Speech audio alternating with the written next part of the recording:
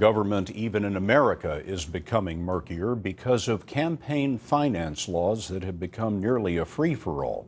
The midterm election this month was the most expensive in history, and $145 million came from anonymous donors, so no one knows who's buying what in Washington.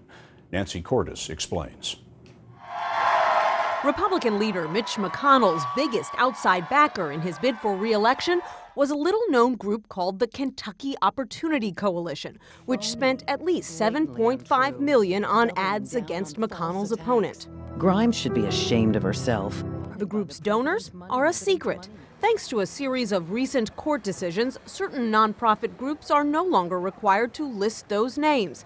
When CBS asked, we were told KOC's policy is to not provide the names of its donors to the general public. You can't have fair elections when a lot of the money is hidden and nobody knows who's behind it. Bill Allison is with the Sunlight Foundation, which tracks so-called dark money groups, like the generically named Patriot Majority USA, which spent $10.7 million this year against Republicans. Congressman Cotton, he got student loans for Harvard, but Cotton slammed the door on us.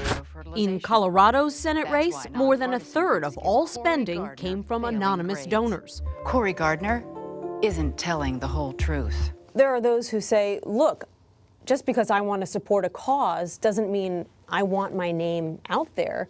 Isn't that a fair position to take?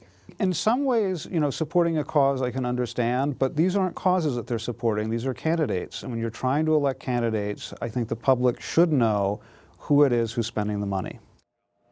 Many Republicans, including Leader McConnell, argue campaign spending is a form of free speech and should be regulated less, not more. A Democratic bill that would require groups to disclose their donors did not pass in the Senate. And Scott, now that Republicans are taking over that body, that bill is even less likely to go anywhere. Nancy Cordes with insight from Capitol Hill. Nancy, thank you very much.